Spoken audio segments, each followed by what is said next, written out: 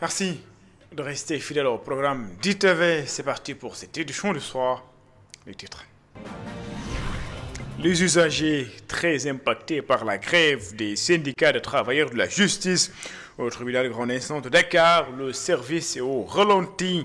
Delivery Unite, unité d'appui technique et opérationnel, une nouvelle structure mise en place par les autorités à travers le ministère de la Santé, c'est pour améliorer le pilotage de projets sanitaires et garantir au meilleur accès aux soins pour les citoyens. Les candidats au baccalauréat général sont en plein révision.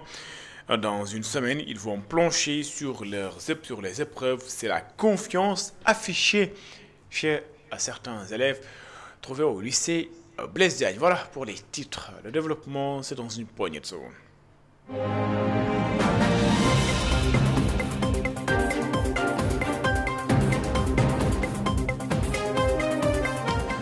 Bonsoir et bienvenue. Tout d'abord, à ce communiqué du ministère du Commerce et de l'Industrie, ou le ministère de l'Industrie et du Commerce, tient à rassurer l'opinion publique que le marché national ne connaît aucune pénurie de sucre. Les approvisionnements sont assurés de manière régulière en lien avec les opérateurs du secteur de la compagnie sucrière sénégalaise. Toujours selon le ministère, les informations relayées faisant état d'une supposée rupture sont infondées et non conformes par rapport donc à la disponibilité de plus de 35 000 tonnes suffisantes selon les autorités pour approvisionner le marché jusqu'en fin juillet. Le ministère appelle également les commerçants à éviter toute spéculation sur les prix sous peine de sanctions prévues par la réglementation en vigueur.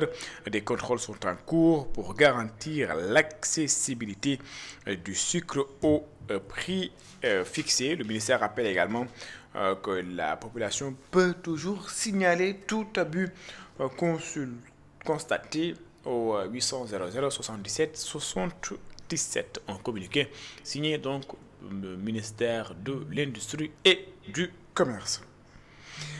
Le secteur de la justice en perturbation depuis la semaine dernière et ce lundi, le Sud-Just et l'UNTJ ont entamé un mouvement de grève de 72 heures pour exiger la satisfaction de leurs doléances, une grève qui a fortement impacté les usagers. Je vous propose sur ce reportage signé Elisabeth Christine.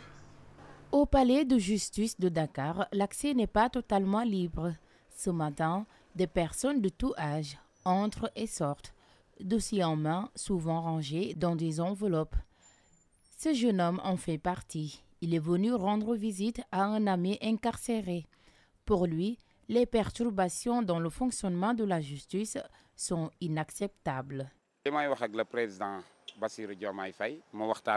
Je lance un appel au président Bassirou Diomaye Faye. Il doit intervenir en personne.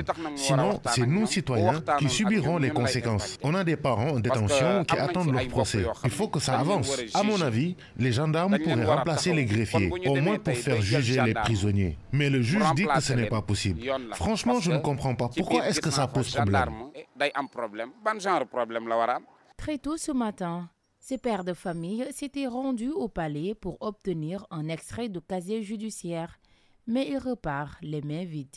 J'étais venu chercher un extrait de casier judiciaire. Je suis arrivé à 8h et c'est là qu'on m'a informé qu'il y a grève. Franchement, c'est dur. Faire tout ce trajet, affronter les embouteillages, venir de loin et au final, on te dit que rien ne fonctionne. C'est vraiment décourageant.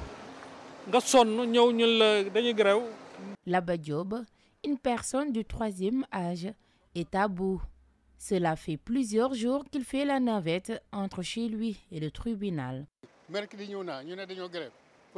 Je suis passé ici mercredi. On m'avait dit qu'il y avait une grève de 48 heures. Je suis revenu ce lundi, mais je ne savais pas qu'ils allaient encore reprendre la grève aujourd'hui. J'ai regardé la télé, mais je n'ai pas eu l'information. Franchement, ce sont des désagréments. C'est un service public. Tout le monde en a besoin. Ce lundi, une grève de 72 heures a été lancée par le Sud-Just et l'Union nationale des travailleurs de la justice, deux syndicats du secteur judiciaire. Résultat, le service est presque à l'arrêt. Dans la foule, certains appellent à des solutions radicales, comme le remplacement temporaire des greffiers. D'autres estiment que les agents publics devraient faire preuve de plus de patriotisme face aux difficultés de la population. Elisabeth Christine, des guides religieux venus des 10 communes du département de Matam lancent un appel aux autorités pour une remise en liberté provisoire de Farbanga en raison de son état de santé. Ces derniers ont formulé des prières pour un Sénégal stable et apaisé. Amadou Mardialou. L'état de santé du maire des Agnam continue de préoccuper ses proches. Après les conclusions du rapport médical, des religieux et hommes de foi en provenance des 10 communes du département de Matam se sont donné rendez-vous à Agnam Sivol, chez Tcherma Djakateka, pour solliciter des autorités une demande de mise en liberté provisoire pour Mohamedou Farbanga, vu son état de santé incompatible avec la vie en milieu carcéral. Demandons aux autorités une demande de mise en liberté provisoire pour Farbanga. Nous tous, nous savons que l'état de sa santé, que son état de santé est fragile. Nous sollicitons aux autorités une aide pour qu'il puisse sortir de sa cellule pour faire des soins médicaux. Nous le demandons aux autorités. Soucieux de l'état de santé du député maire des Agnam, les religieux de Matam attirent l'attention des autorités sur la situation de Farba. Depuis qu'on a eu des informations sur son état de santé, nous sommes préoccupés.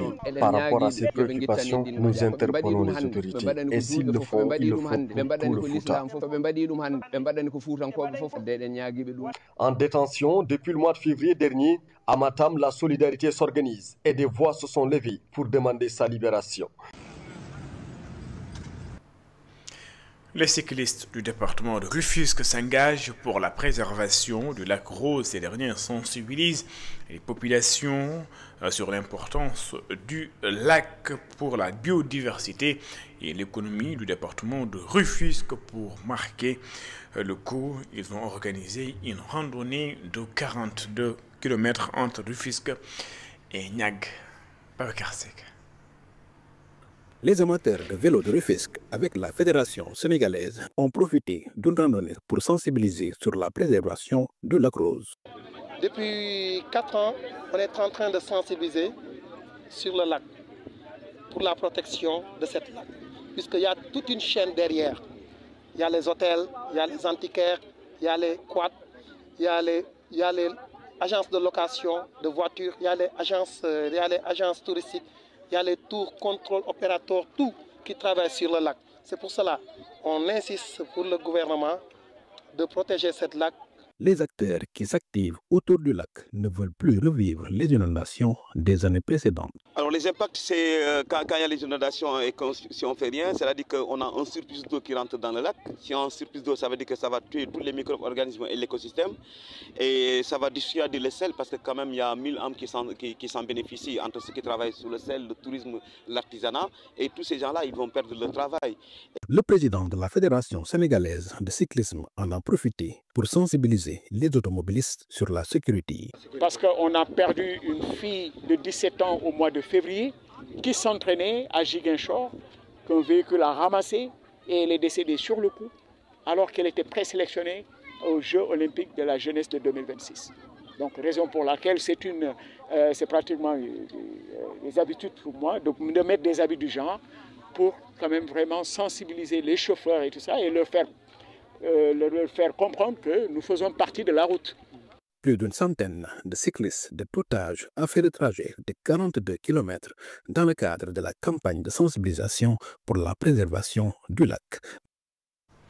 Le ministère de la Santé et de l'Action sociale lance un Delivery Unite, ou unité d'appui technique et opérationnel. L'objectif, améliorer le pilotage des projets sanitaires et garantir un meilleur accès aux soins aux citoyens. La structure aura d'ailleurs pour mission de suivre en temps réel les projets en cours et de renforcer la redevabilité, améliorer ainsi la qualité de service dans les structures publiques. C'est un compte rendu signé Satou Diba et Mafalfal.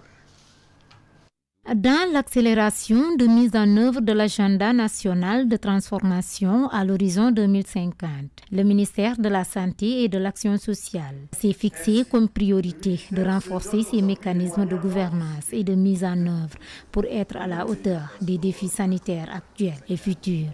le ministère de la Santé a commencé à faire tout un ensemble de travail d'alignement par rapport à cette nouvelle vision.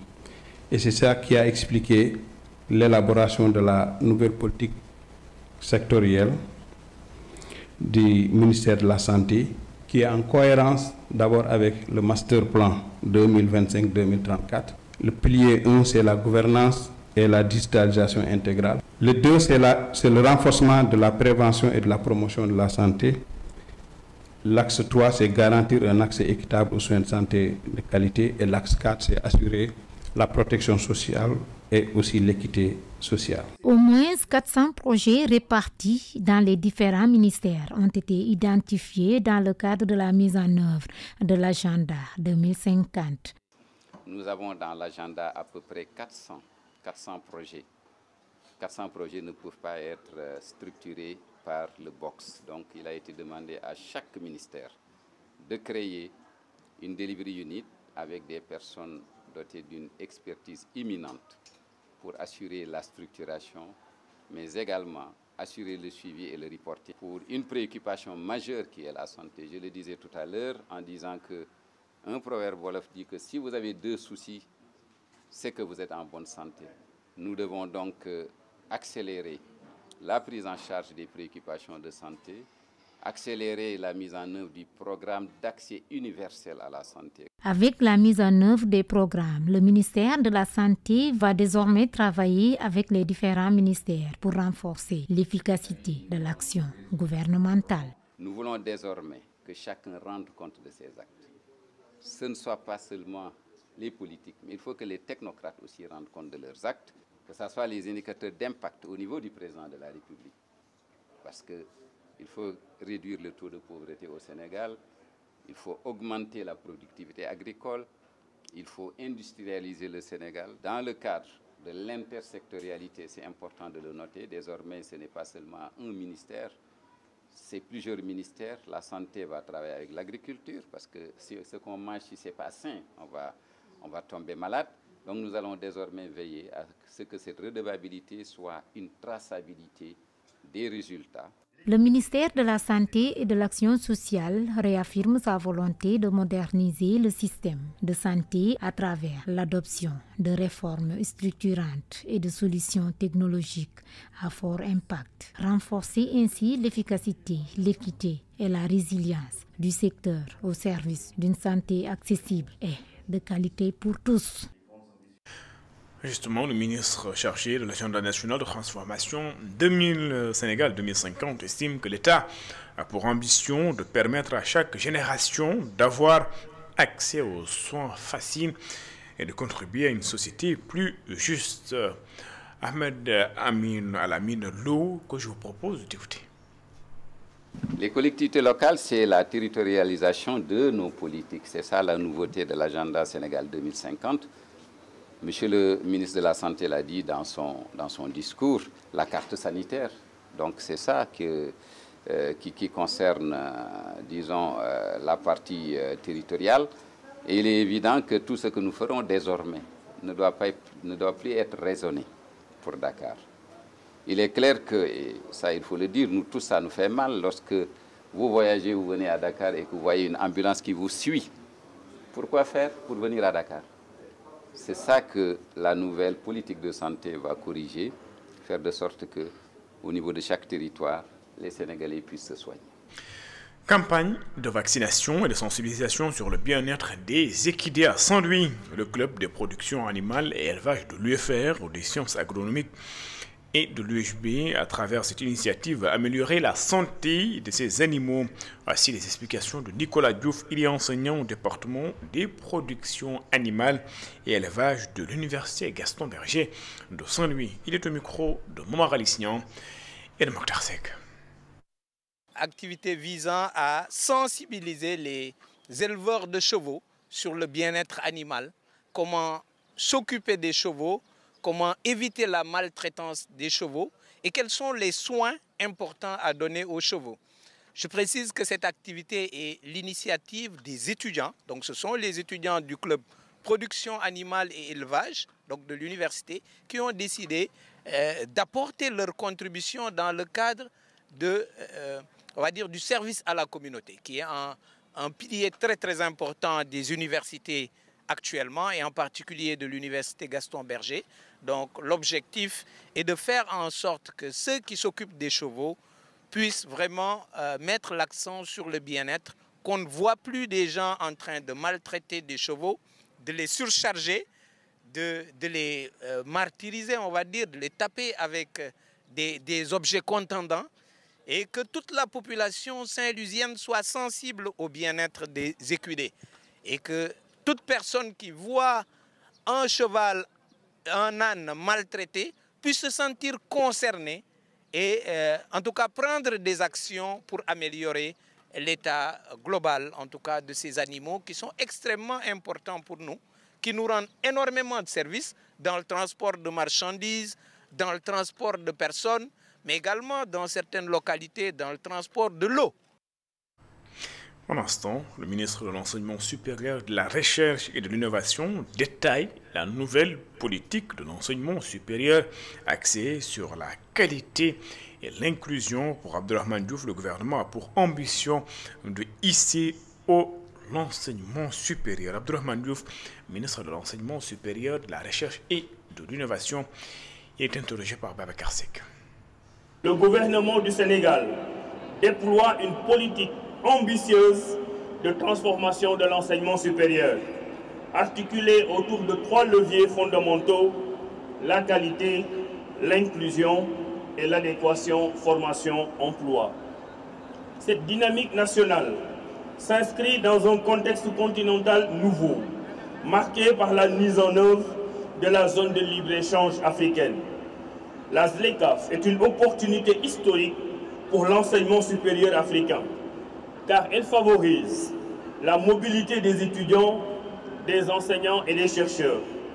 Elle favorise la coopération interuniversitaire à l'échelle du continent. Elle favorise l'harmonisation des curricula et des diplômes, gage de reconnaissance mutuelle des compétences.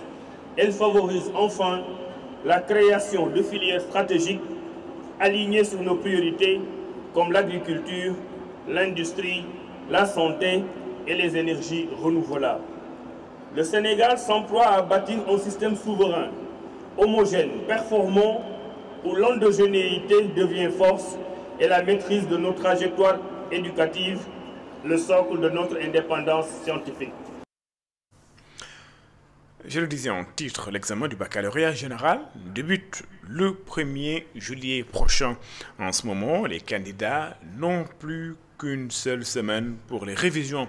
Au lycée Blaise Diagne, par exemple, certains d'entre eux affichent confiance, d'autres veulent en finir avec l'examen une bonne fois pour toutes. C'est un reportage que nous propose Ndeya Fall.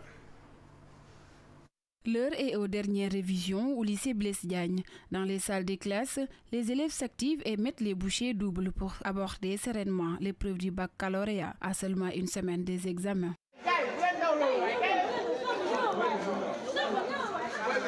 Cet élève en classe de terminale L2 affirme que le moral est bon en cette dernière semaine de révision. Nous remercions le Tout-Puissant de nous avoir laissé cette année-ci en bon état afin de partir affronter les épreuves du bac.